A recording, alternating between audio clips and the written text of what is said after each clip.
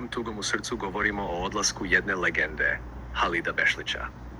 Halid Bešlić rođen je 20. novembra 1953. godine u Knežini, Bosna i Hercegovina.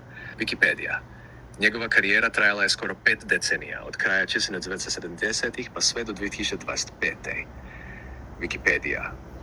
Svirao je narodne i folk pjesme koje su osvojile srca širom Balkana, pjesme koje su postale dio kolektivnog identiteta, kojih se sjećamo kad slavimo, kad tugujemo, kad mislimo na dom. Vreme.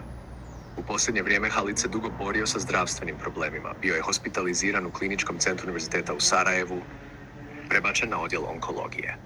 Večernji umro je 7. oktobra 2025. godine, oko 13 sati u 72 godini života. Serbian Times.info, njegova smrt potresla je cijelu regiju. Kolege, prijatelji i mnogi umjetnici nisu štedjeli riječi pohvale i tuge, često ističući njegovu ljudskost, skromnost i dobro srce.